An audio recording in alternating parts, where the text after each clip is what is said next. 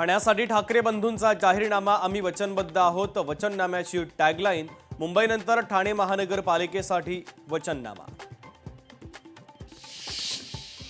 ठाकरे बंधूंनी मुंबई पालिकेच्या निवडणुकीचं रणशिंग फुंकलं। शिवशक्तीचा संयुक्त वचननामा प्रसिद्ध। वचननाम्यातील सगळे आश्वासन मराठी माणसासाठीच, ठाकरेंचं आश्वासन।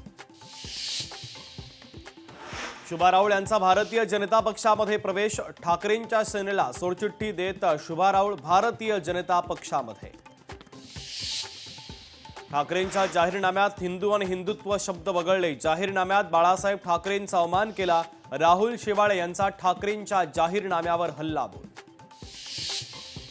ठाकरे बंधूंच्या जाहीरनाम्याविरोधात निवडणूक आयोगाकडे तक्रार करणार। जाहीरनामा आचारसंहितेत बसत नाही म्हणून तक्रार करणार। ॲडव्होकेट गुणरत्न सदावर्तेंची माहिती। पुण्यामध्ये बॅनरच्या माध्यमातून अजित पवारांना सवाल, हाच का दादाचा वादा, बॅनरवर उल्लेख। बॅनरच्या माध्यमातून अजित पवारांना डिवचलं। ठाकरेंमुळे मुंबईतील बेस्ट बसेसची दुरावस्था। बेस्टला देशोधडीला लावण्याचं काम ठाकरेंनी केलं। अमित साटम यांचा ठाकरेंवर आरोप।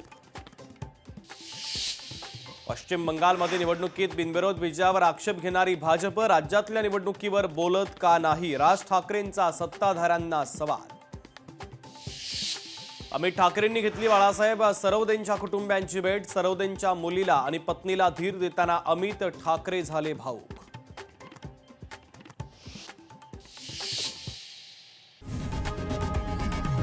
लोकशाही मराठी ऐका, पहा, जागरूक रहा।